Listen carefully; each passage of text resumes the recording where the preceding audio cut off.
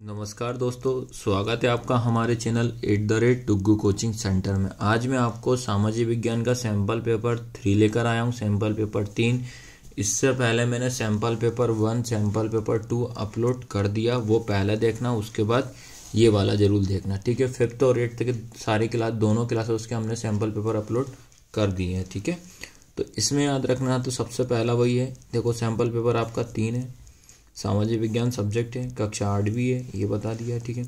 उसके बाद स्टार्ट करते हैं आपका क्या, यहाँ से, ठीक है। क्या लिखा है, सही विकल्प, सही विकल्प चुनकर लिखना है, ठीक है।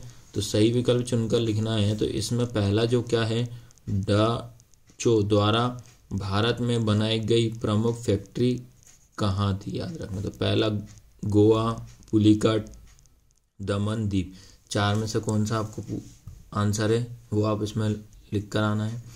अगला, हमारा राष्ट्रीय पर्व नहीं है, हमारा राष्ट्रीय पर्व नहीं है, इन 4 में से कौन सा नहीं है वो आपको बताना। उसके बाद सियाल में धातुओं की प्रधानता होती है, तो इन 4 में से कौन सा आपको आंसर है वो आपको इसमें देखना है, ठीक है।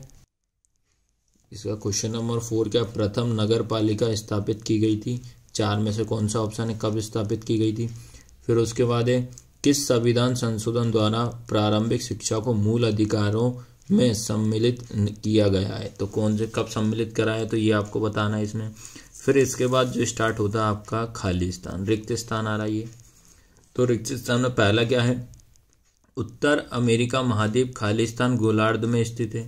उसके बाद खाली स्थान ने कहा था, स्वराज मेरा जन्मसिद्ध अधिकार है और मैं इसे लेकर रहूंगा। तो ये लाइन जो है किसने बोली वो आपको बताना है, ठीक है। उसके बाद ऑस्ट्रेलिया महाद्वीप के मध्य से खालिस्तान रेखा गुजरती, ये बताना है। मानचित्र का शीर्ष खालिस्तान दिशा को दर्शाता है, तो ये आपके 4 खालिस्तान थे।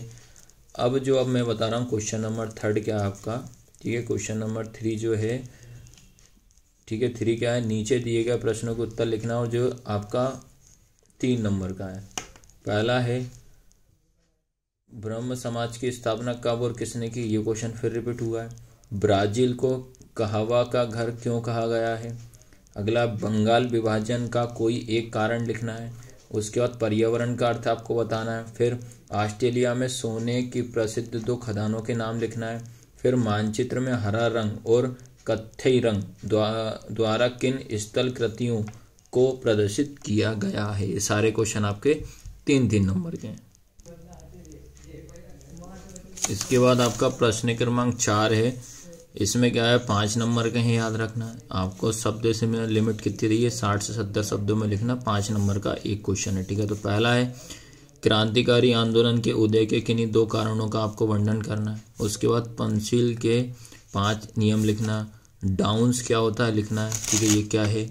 उसके बाद है, 19वीं शताब्दी में चलाए गए धार्मिक व सामाजिक आंदोलन का भारतीय समाज पर क्या प्रभाव पड़ा है, किन्हीं 2 प्रभावों को लिखिए। फिर थल सेना में अधिकारी वर्ग के पदक्रम रैंक की सूची का चार्ट बनाना है।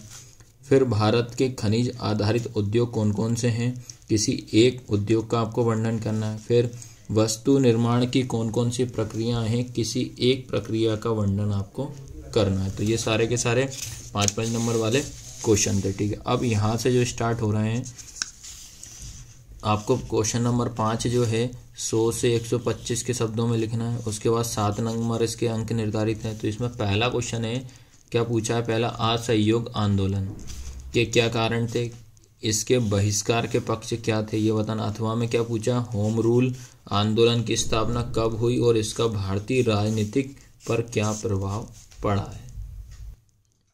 जिसका अगला क्वेश्चन है, क्या है कि संयुक्त राष्ट्र का मुख्यालय कहाँ है, इसके गठन 4 उद्देश्य लिखना है। या तो ये वाला क्वेश्चन करो अथवा में, या नीचे वाला करना है। तो जल और वायु प्रदूषण रोकने के उपाय, तो मैंने अभी पिछली क्लास में ही बताया था, सैंपल पेपर 2 में और सैंपल पेपर 3 में ही बता दे रहा हूँ। तो प्रदूषण से रिलेटेड एक क्वेश्चन जरूर पढ़ के चले जाना, वो आपका सीधा 7 नंबर का एक क्वेश्चन इसमें आपको देखने को मिलेगा, ठीक है।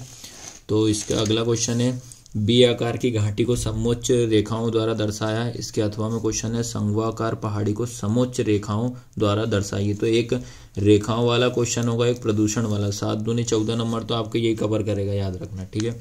फिर अगला क्वेश्चन है आपका ये मानचित्र वाला बताया था, ठीक है। तो मानचित्र में मैंने दोनों सैंपल पेपर में बता दिया था कि इतने सारे जो नाम लिखे हुए हैं, ठीक है, ये आपको इतने सारे नाम लिखेंगे, या तो ये वाले अगर आपको फिलअप करना आता है तो ये करो, और नहीं तो फिर आपको क्या करना है, ये नीचे वाले करो, ये वाला। तो ये आपको विशेष तौर पे ध्यान रखना है कि कौन से हमें प्रॉपर पूरे के पूरे बन रहे हैं, ठीक है। अब इसके बाद आपको मैं मानचित्र भी बता दे रहा हूँ, तो ये देख लीजिए।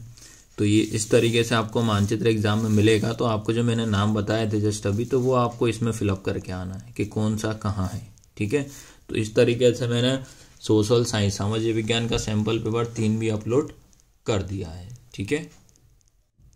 तो आपको वीडियो को लाइक शेयर और सब्सक्राइब जरूर करना है, ठीक है। तो मैंने तीनों सैंपल पेपर अपलोड कर दिया है, ठीक है, और 5th और 8th के सारे अपलोड करते जा रहे हैं हम लोग, ठीक है। तो पहली बार चैनल पे आए तो सब्सक्राइब करना ना भूलें।